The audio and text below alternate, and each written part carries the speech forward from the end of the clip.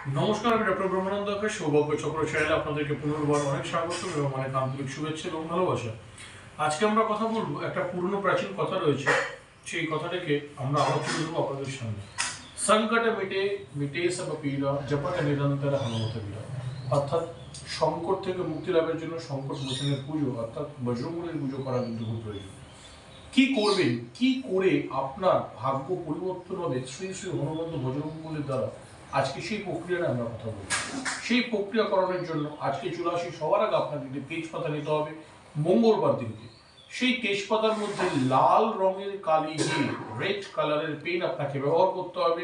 লিখতে হবে 251120 251120। এই কথাটা তেজপাতার মসৃণ ভাগে লিখবেন। লিখে বাড়িতে যদি বজরংবলীর ছবি থাকে সেই ছবির পায়ের সঙ্গে ছোঁয়াবেন। ছবি একবার সম্পূর্ণ হনুমান চালিসা পাঠ করবেন।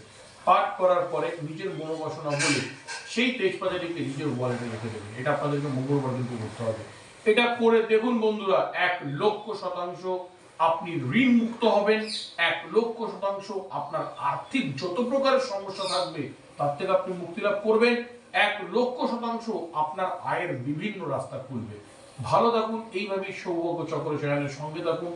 লাইক করুন, সাবস্ক্রাইব করুন, কমেন্ট করতে কিন্তু ভুলবেন না। জয় মহাকাল, জয় মাতা।